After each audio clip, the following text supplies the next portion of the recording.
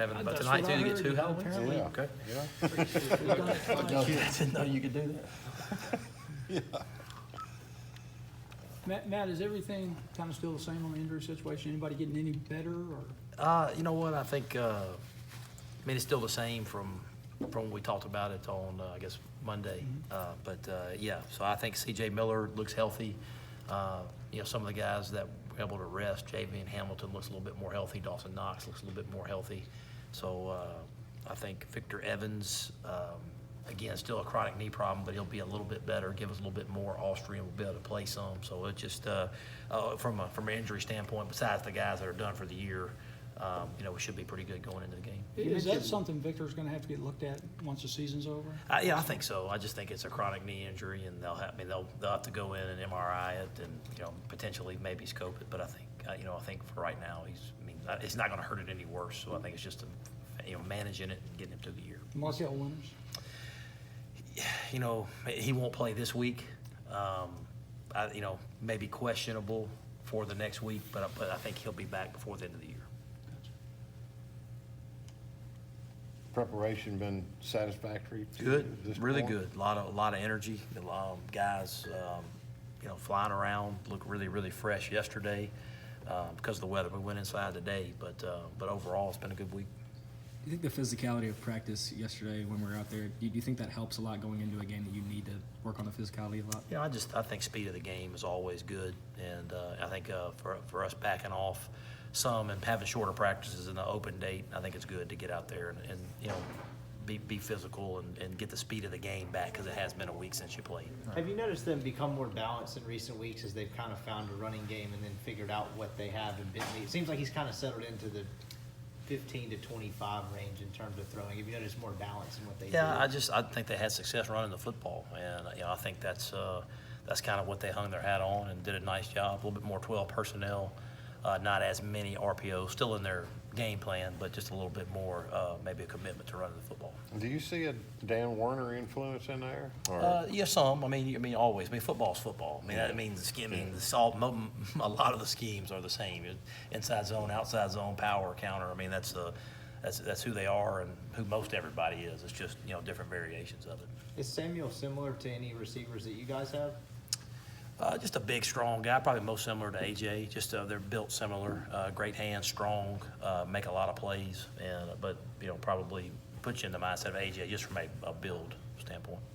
Another 11 a.m. kickoff, and Muschamp said yesterday that he thought that was an advantage for his guys because he gets them up at 5 a.m. every morning. They're in the building Right. by 6. What do you think? It's we got to go put the ball down and play. It doesn't matter what time it is, where they. This is 11 o'clock. Seems like about the 5th time we've done it. So I think we should be used to it by now. So. What have you seen out of CJ this week, knowing he's getting, finally participate Saturday? Have you seen an extra step in him at practice, or? Yeah, I think he's excited to finally be back out there. Obviously, he's got fresh legs, and so I'm excited for him to get out there. I think he brings a little physicality. I think he likes contact, and it's just knocking the rust off and just being able to go do it because it has been a while since he's played.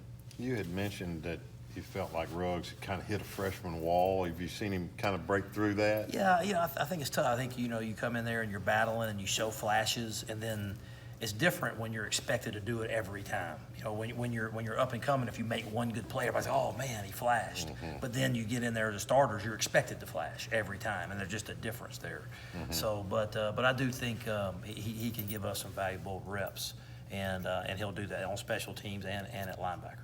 Have you ever had a season before where your offensive line has stayed as healthy as this group has? Thanks. Knock on wood. Appreciate It's amazing. No, it's been those guys, and again, healthy is a relative term. There's a lot of those guys that are playing banged up, and they just don't talk about it, and they go out there and they keep battling. But I am really proud of that group.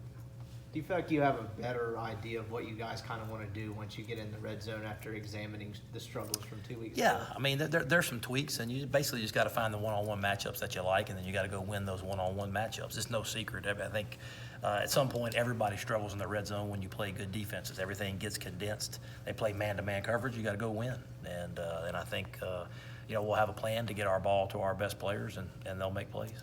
Jordan said after the Auburn game that he needed to make better decisions, kind of protect himself, but also look, have you seen that this week? Of Yeah, I decision-making? think when you're an RPO quarterback, you can always second guess. It's easy to sit down the next day when you're sitting on tape and you're watching in the comfort of a chair, saying, "Hey, he should have done this or he should have done that." It happens really fast against really fast players, and but I think he will. He's an experienced guy. He'll bounce back and he'll get the ball to the right people. Conversely, do you think they're one of the more effective teams y'all played in terms of using the RPO? They seem pretty good at it and use it a lot. Yeah, and again, they started off with a lot of those, and they kind of backed off and went more just to conventional run game. But it is in their packs, and they do a nice job with it.